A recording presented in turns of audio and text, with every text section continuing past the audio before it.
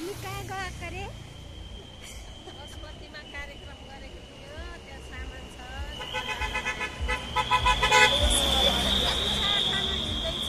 देवीको सामान हाम्रो उद्देश्य नै के होइन त? त्यही हो। त्यो अरू केही छैन।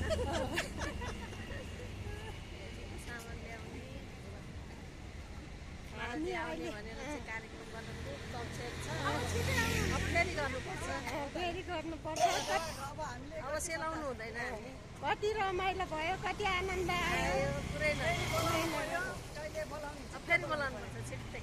उहाँको लागि त हामी सगरमाथाको गएको कति कति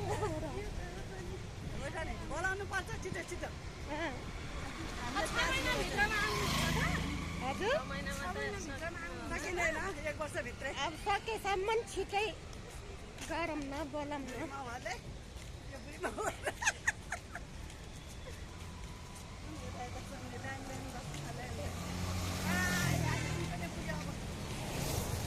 भर्खर त तिनकुने पुग्यो, अब पशुपति पुग्नु छ हामीलाई। पशुपति गएर कतिलाको बुढाको गाडी कता पुग्यो मान्छे पुऱ्याइदिया हो। अब खै बिचरा पशुपति नि पुर्याइदिनु भएको सामान एक दिन त एकचोटि सामान पुर्याइदियो नि म यहाँ पुर्याइदिनु।